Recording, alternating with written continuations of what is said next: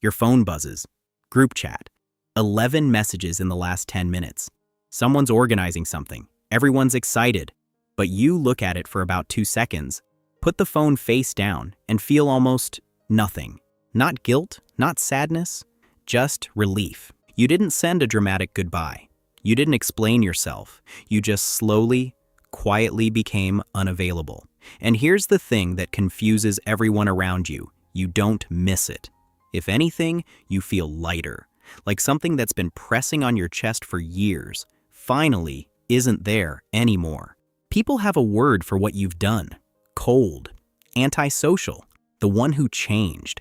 And underneath all of that, there's one assumption they can't let go of, that you're lonely, that you're hurting somewhere you won't admit, that eventually you'll come to your senses and come back. What nobody accounts for is that you've already thought about it.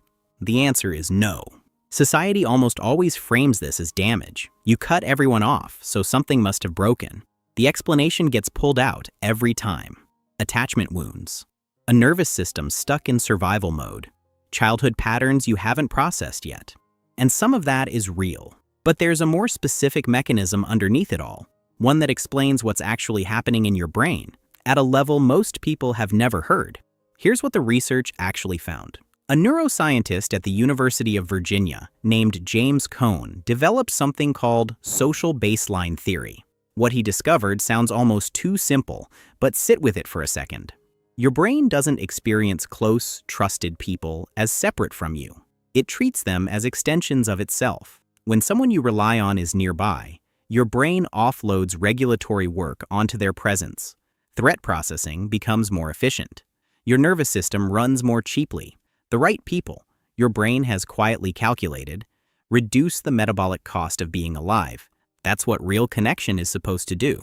Not just feel warm, actually reduce the load. But here's the part that changes everything. Coan's research was specific about one critical thing. This only works with people your brain has already categorized as safe resources. And your brain is running this calculation constantly on every person around you.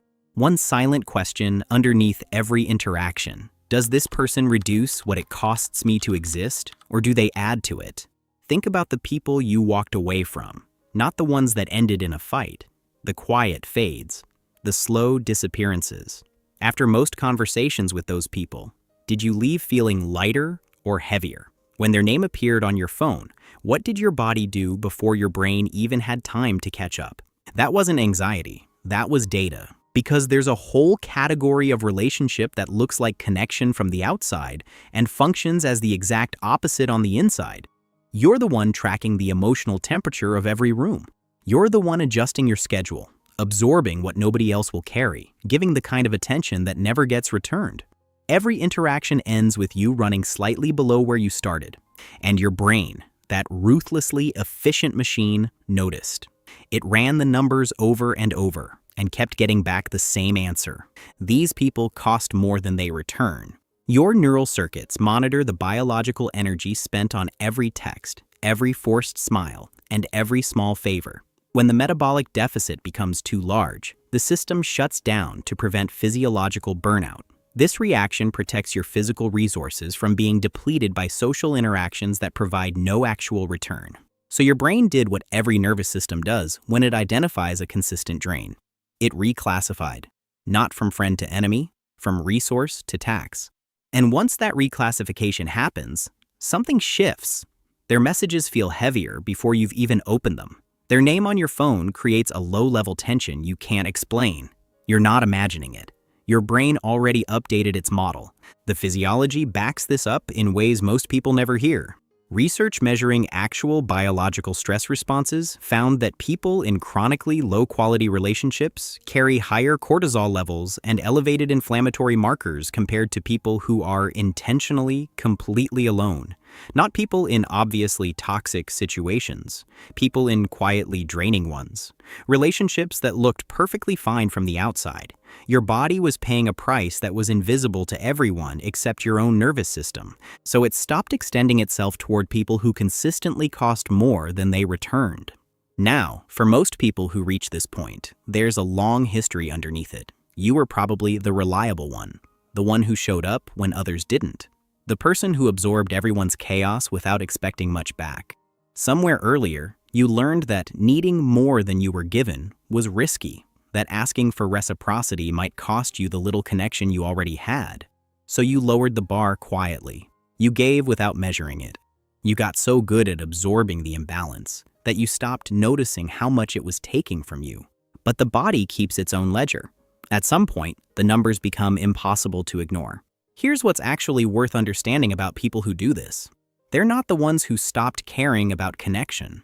They're almost always the ones who cared the most, who felt the distance between what connection could actually be and what they were receiving most sharply, because they'd given enough to know the difference. You don't walk away from something that never mattered. You walk away from something that mattered too much to keep accepting in its diminished form. And this isn't better or worse than how other people handle things. Some nervous systems are built for social density. Lots of people, constant contact, noise, and closeness, that works for them. What you needed was something quieter, more mutual, more honest. Neither is a flaw. They're just different systems with different requirements. What matters is whether the system you're running actually fits the life you're living. For you, it finally does. But here's the part nobody talks about. Cutting everyone off isn't the end of the story for most people who do it. It's the beginning of something they didn't expect. When you strip away the relational roles, the loyal friend, the dependable one, the person who always picks up, when all of that falls away, something strange starts to happen. Psychologists call it self-concept reorganization. What it actually feels like is that, for maybe the first time, you can hear yourself think. The quiet isn't emptiness. It's what your nervous system feels like when it finally stops spending itself on people who weren't giving anything back. Most people never get here, not because they couldn't, but because they never stop performing long enough to find out what's underneath the performance. In the space you've created, your standards reset. The bar for who gets access to the real version of you goes up. Not because you've become closed off, because you now understand what it actually costs to give yourself to someone who won't meet you there. That knowledge doesn't leave you once you have it. You're not broken. Your brain completed an audit that was long overdue and made the only rational decision the evidence supported. Some people need to hear something once. You needed to feel it in your whole body before you could trust it. And that isn't a weakness. That's a particular kind of self-clarity most people never get close to. The door isn't locked. It just doesn't open by default anymore. Someone has to earn what you used to give freely. And when that actually happens, when someone meets you where you are without you having to ask, it'll feel different from anything you've experienced before.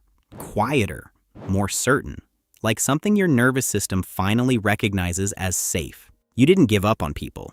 You got clear about which ones were actually worth the cost. If this landed somewhere real for you, other videos on this channel go into the patterns most people carry without ever having a name for them. You might recognize yourself more than you expect. Thank you for watching, and please know you matter.